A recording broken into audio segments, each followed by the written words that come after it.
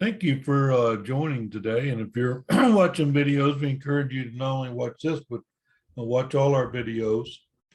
One thing you're going to find is that all of these scriptures all have something in common. They all agree with one another, and you can find um, different verses in different books for the same topic. And that's what we usually have. We usually have a topic we study, a topic that we do sermons on, that type. But what we have mainly is we're always ready to answer any question that someone has. That's one of our commandments. Anyway, I thought today's sermon is going to be titled Paradise. What's your idea of paradise? I hear it all the time on TV, and then someone says, well, you're living in paradise, or we're reporting today from paradise, and it's man's idea of a perfect environment of some sort that you're living in. And usually it's the combination of climate, scenery, and all that.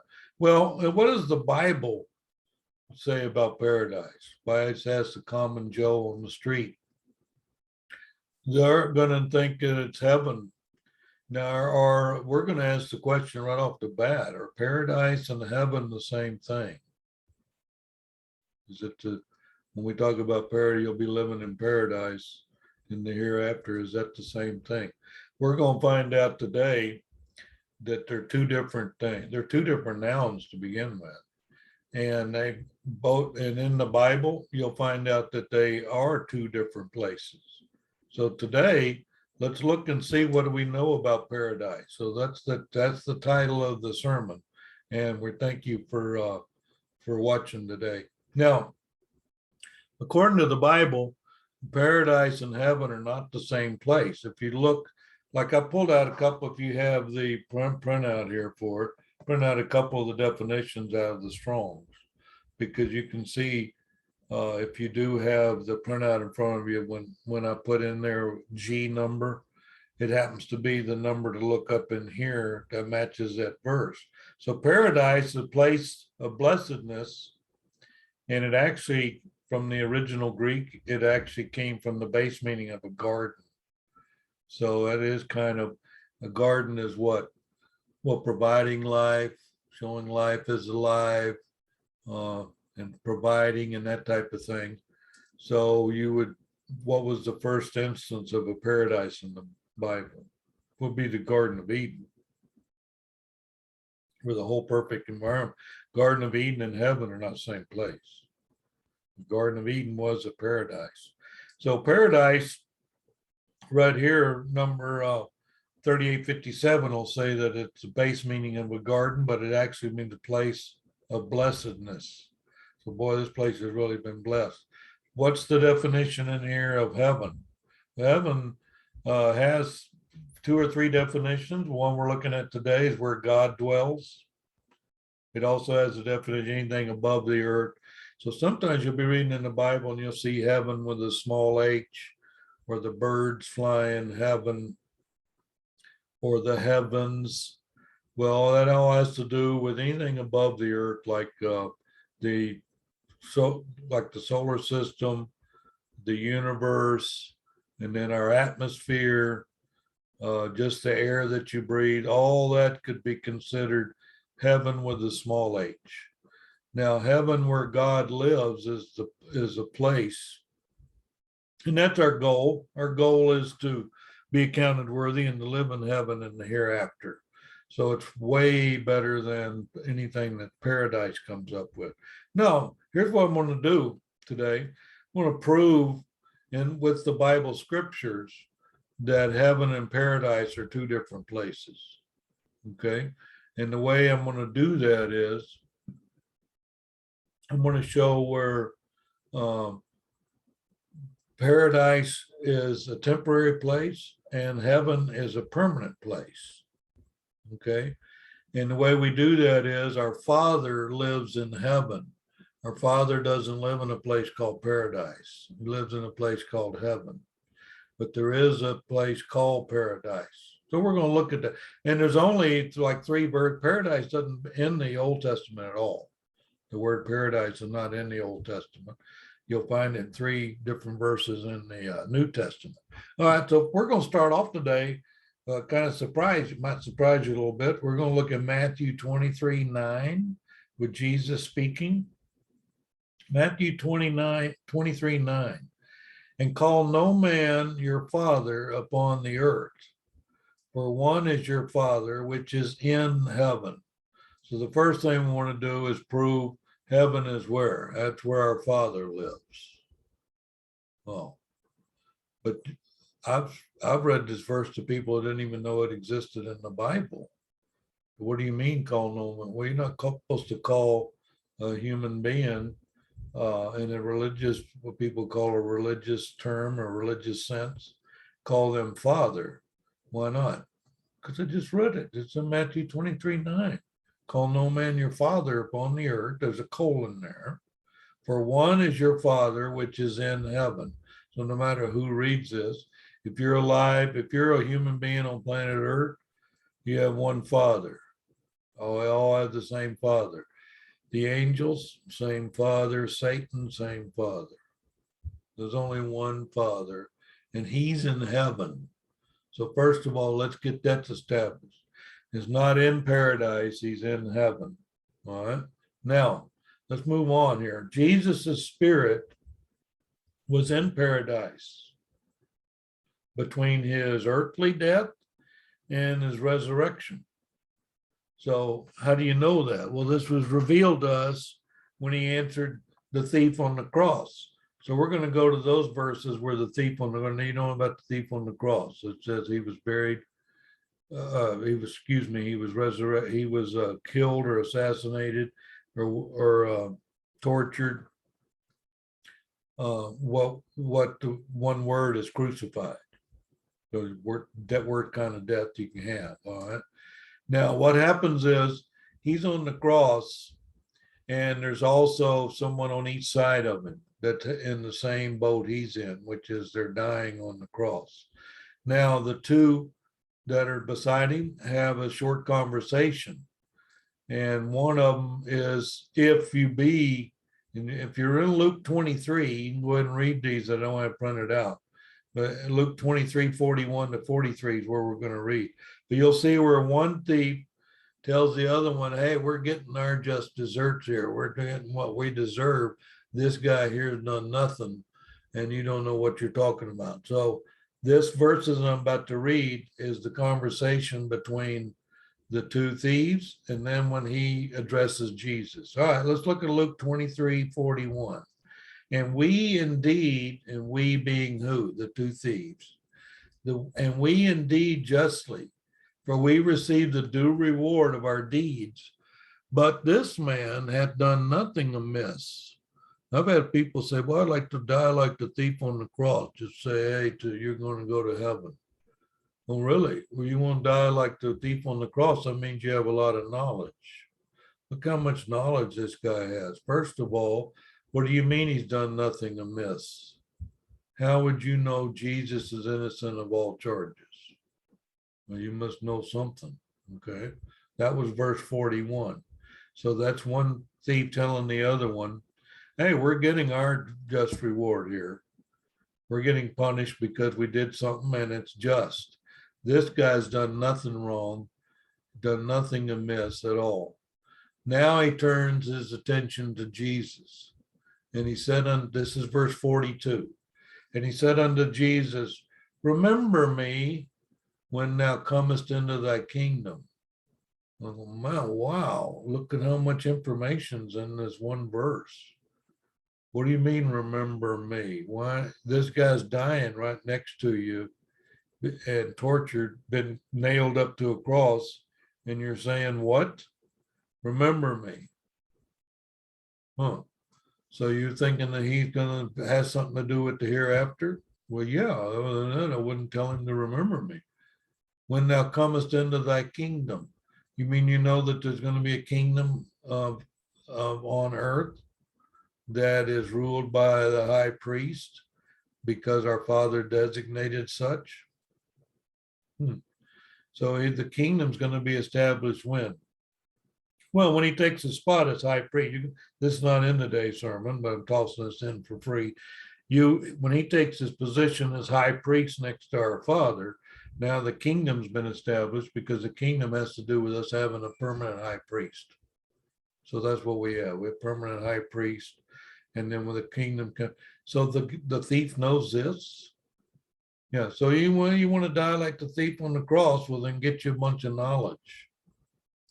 That's what he died with. He died with knowledge of the truth, knowledge of our master, and knowledge of our Father. So he says unto Jesus, remember me when thou comest into thy kingdom.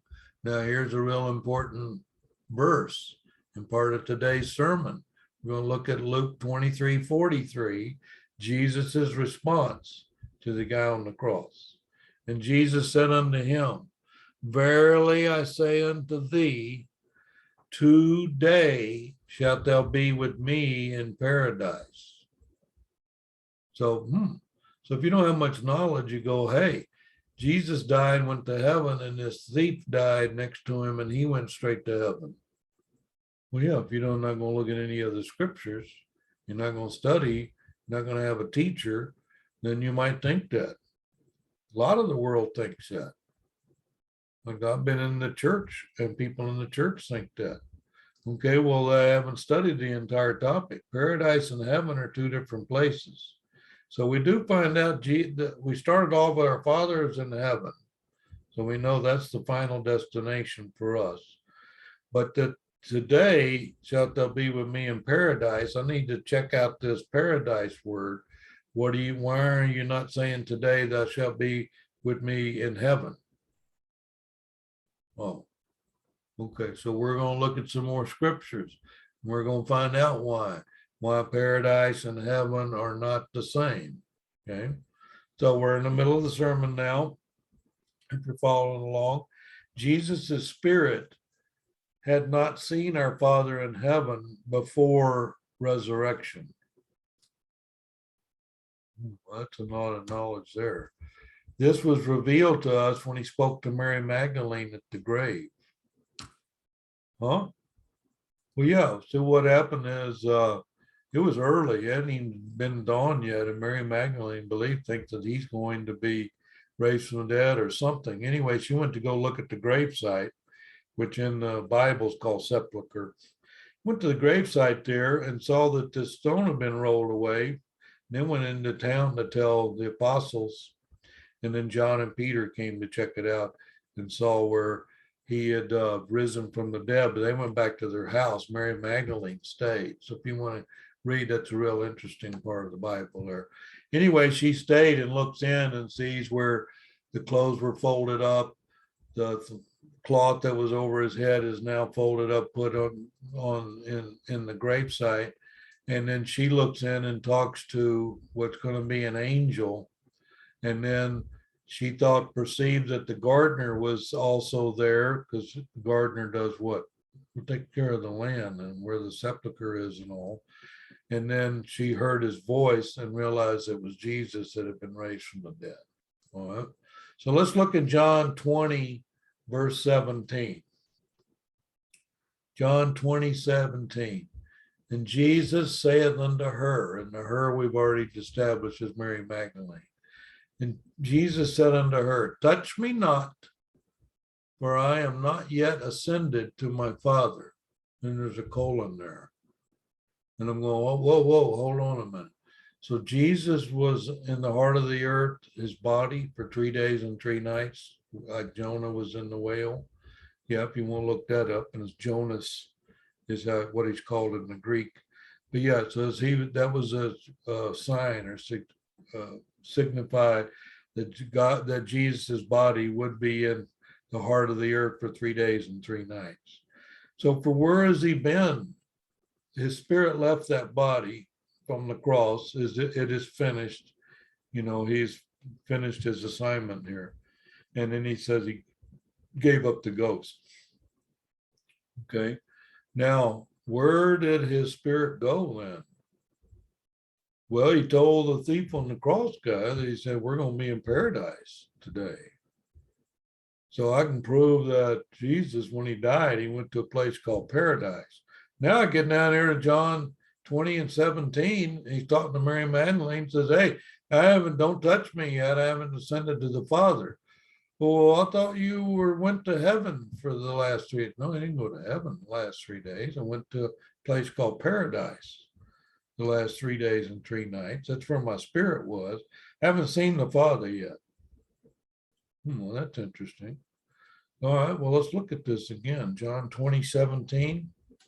Jesus said unto her, touch me not, for I have not yet ascended to my Father, for after the colon, but go to my brethren and say unto them, I ascend unto my Father and your Father, and to my God and your God. Oh, so you would have to ascend. Ascend means to go up. You're talking about ASCEND? Yeah. So I'm going to go ascend to my Father, and you go tell the brethren that. So you hadn't seen the Father yet. Okay, well, no wonder you started the sermon with saying the Father's in heaven, and then Jesus died, saying I'm going to be in paradise today. And now I find out in this scripture that he wasn't been to heaven yet. Okay, we just proved that paradise and heaven aren't the same. Well, then what is paradise? Well, the easiest way to say it is it's a waiting place. So you'd wait. So people don't go straight to heaven or hell as soon as they die. No, there's a lot of the world thinks that. I've even heard that in churches and stuff. But here's what happens is the judgment day after the earth ends. You're watching this video, you know the earth hasn't ended yet. All right. So there hasn't been no judgment day yet. So what happens to the spirit then? We haven't been judged yet. Well, you go to that spirit goes to a waiting place. That's where Jesus went. So we find out paradise is actually a waiting place, awaiting for judgment. And so that's what would happen now. If you want to get into the big details of this thing, what happens is Jesus goes paradise 3 days, 3 nights, sends to the Father, walks around on planet Earth. What was it, 40 days? So walks around on planet Earth after he's died with that same body that got crucified. That's where the doubting Thomas thing comes in. All right, so he walks around. Then he ascends to the Father and sits on his right hand. And the Father now says, all right, I'm giving you all power. You have everything to do with man. You're in charge. And you'll be high priest of the kingdom. And then you'll come into his kingdom. All right, yeah, a lot of detail, but that's what you have. Someone says, hey, is paradise and heaven same place? You go, no, let me show you in the Bible where you're going to be going into a bunch of details. That's how you find out. Doctrine is detail. What's the difference between Cyber Church of Christ and these other places that they call themselves places of worship? Well, details. Doctrine is details. What separates you from them? Details. The doctrine is details, right? So you'll find out here I got some details. He hadn't even seen the Father yet. When he talks to Mary Magdalene, I go, where's he been? Well, I already proved that. He says, I'm going to be in Luke 23. Today shalt thou be with me in paradise. So that's where he was. So yeah, paradise, heaven, two different things. It's an interesting sermon. You now get to learn that there's waiting places. And paradise is one of them where spirit's waiting. You're waiting for what? For the judgment day. You didn't know we all get judged at once at the end? Yeah. And you take your knowledge of the earth with you until your judgment day, until after the judgment day, when that's wiped away. We'll get to that in this sermon. Just tossing in a whole bunch of details, get you thinking today. All right. Because we have in Bible world thing called meat and milk. And what would happen is milk is more of the basics, or someone who has less knowledge, you would teach milk because it's much easier to digest spiritually. And then you would go into meat, which is much more detailed Well, today's sermon's almost all meat, so I understand that. But you can see how we approach things. We approach things where we have the topic, and we go study the topic, and then other topics all intersect with that topic. So you end up learning more about other things also. Well, I was just studying paradise. I know, but you're finding out something about heaven too. Oh, yeah, I've not yet ascended to the Father, but I was in paradise. Interesting. All right. Well, let's look at since you prove that Father's in heaven and paradise is this other place. Now let's look, we're in the middle of the sermon here if you're following along. The passage also proves, or this passage I'm about to tell you, proves heaven and paradise are different places. Okay. So let's look at 2 Corinthians. And this is pretty interesting. 2 Corinthians chapter 12, pull 3 verses out of that. Verses 2, 3, and 4. Is it going to give us some detail? Now, this is real meaty also, but we're going to go through it. Now, that's what you need to learn. Besides, you need to get away from consuming milk, and start consuming meat. So that's what you would have in your spiritual knowledge. All right, second, excuse me, my voice breaking up on you. Excuse me, 2 Corinthians 12:2. Let's read that. I knew a man in Christ above 14 years ago, whether in the body I cannot tell, or whether out of the body I cannot tell, God knoweth. Well, that's in a parentheses. Well, yeah, actually in verse 2 and verse 3, we're going to have the same parentheses, same parenthetical phrase here. What do you mean in the body or out of the body? You can't tell. Well, because what happens is, and this would be Paul speaking, he would say that I learned this thing and had this thing, but I can't remember if the Holy Spirit is the one that provided me the information and I was in the body or not out of the body. Okay. So let's read this again. I knew a man in Christ above 14 years ago, whether in the body cannot tell, whether out of the body I cannot tell. God know it. Then the parentheses in. Such an one caught up to the third heaven. Well, that's interesting. Why would there be a third heaven? What is that? Oh, well, I mentioned earlier in the sermon about heaven has different description depending on what it is that you're looking at, because the atmosphere, where the clouds are, the solar system, the universe, all that is all heaven. That's what's above the surface of the earth. It's called heaven. Now, heaven where God lives is a different thing. We proved that earlier in the sermon that God is in heaven. Okay, that's a whole separate place for spirits where we go after the judgment day. Okay, so what is this third heaven? Well, if I mention that where heaven lives, where Father lives is heaven is one, and the heavens I just explained, everything above the surface of the earth, then the third heaven would be what? Would be a waiting place of some sort. We're going to find out this third heaven is like paradise. It's a deal where you have spirits waiting judgment. So you never heard third heaven before? Well, that's why it's in here. That's why I have put it in today's sermon, because it fits in with this heaven, paradise. We haven't been judged yet, that type of thing. All right, so as one caught up into the third heaven. Well, I like the word up in there. That gives you an idea that it's spiritual in the hereafter. All right, verse 3, 2 Corinthians 12, verse 3. And I knew such a man, whether in the body or out of the body, I cannot tell, God knoweth. Verse 4, how that he was caught up into paradise and heard unspeakable words, which it is not lawful for a man to utter.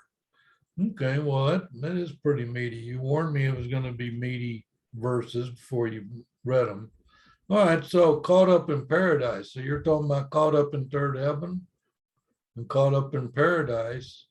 Or are you calling those the same thing? Well, evidently that's what it looks like.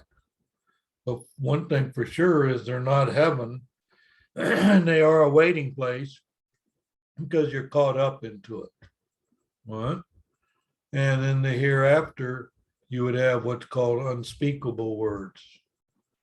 And besides, if you're speaking a different language, what good does that do us? Right.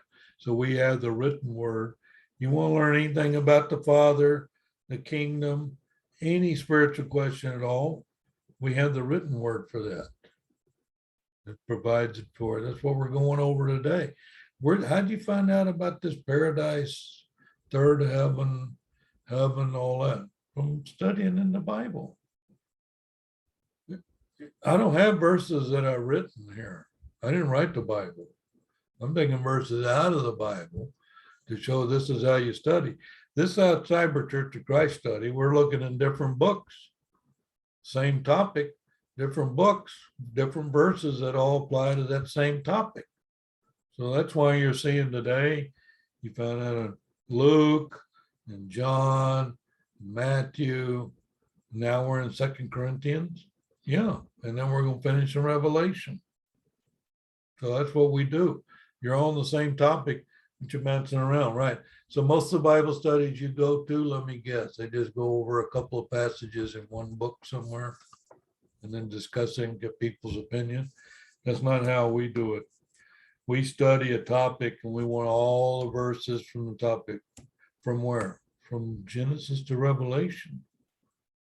There may be a topic that we're studying that has Old Testament verses. We were studying about how do you even study, how do you even learn. Here a little, there a little. We found that in Isaiah. Well, you'd find that out studying with us. All right, so we find that here in 2 Corinthians 12:2 through 12:4. It's caught up in paradise and caught up in third heaven. So that's pretty interesting. Now, to get to the last part of the sermon here, we're going to look at 2 verses in Revelation. And what's going to be interesting is there's going to be a phrase called paradise of God. Oh, and that's one of the 3 verses that paradise is in. Yeah, I've got them in today's sermon. All right, let's go. We're going to look at 2 verses in Revelation to end our sermon today. Let's look at Revelation 2:7, Jesus talking. So you have red letter in your Bible where Jesus is speaking, and that's Matthew to John. Well, no, there's quotes from Jesus in some of the other books in the Bible, including in Corinthians. Look here, we're going to Revelation, and we've got red letter. So you may not know that.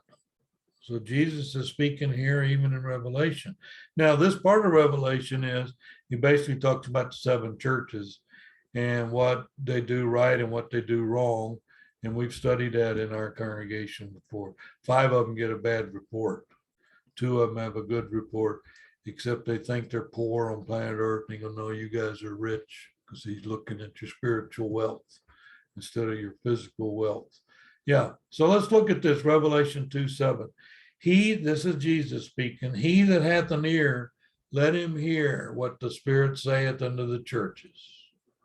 To him that overcometh will I give to eat of the true tree of life, which is in the midst of the paradise of God.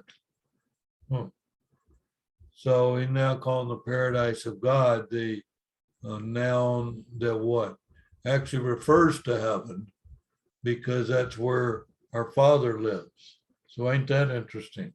Even though there's a place called paradise, even in heaven, it gives a description of, oh, here's the paradise of God.